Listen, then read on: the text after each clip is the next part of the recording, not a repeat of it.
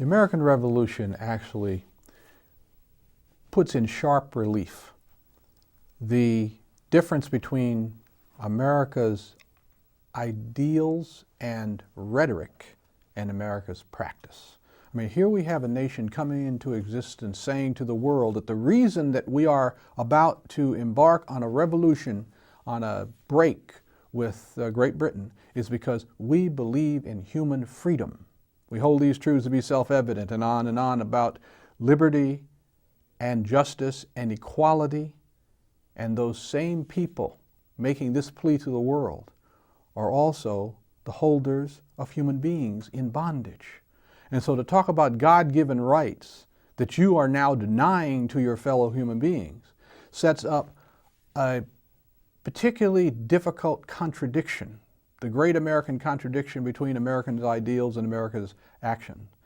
Now that does have a great impact on some places and some people in this new emerging nation. In places in the North where there is slavery, but the numbers of slaves are relatively small compared to the South, and the economic importance of slavery is less compared to the South. In those places there are movements to abolish slavery. And in some of these northern states, slavery is abolished immediately by constitution. For example, we know that in 1777, Vermont writes a constitution in which slavery is abolished. And in Massachusetts, the Massachusetts Constitution of 1780 abolishes slavery, but it doesn't really take effect until after a slave sues in the court system of Massachusetts. And then in 1783, the Supreme Court of the state of Massachusetts declares slavery abolished in the state. But either through these immediate constitutional measures or through gradual emancipation processes in places like New Jersey and Pennsylvania and New York, slavery is disappearing from the North.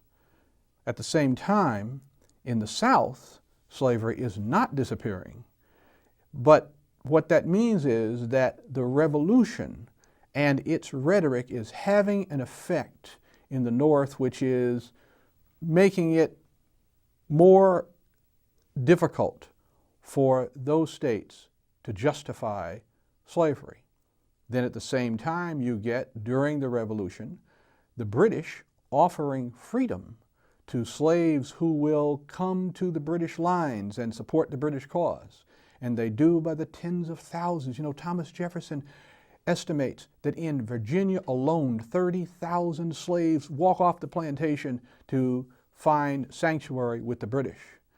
There are also some slaves who are freed because of the fact that the American cause needs supporters, needs soldiers.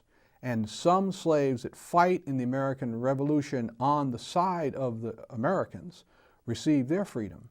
So that all in all, with the numbers of slaves who run away, the numbers of slaves who are freed because of measures that are being put into place in northern states abolishing the institution, the number of slaves who are freed because they are fighting for the American cause, all in all, we find tens of thousands of slaves who are freed as a result of the American Revolution. In fact, there are more slaves freed in the aftermath of the American Revolution than in any other single event until we come to the Civil War in the mid-19th century.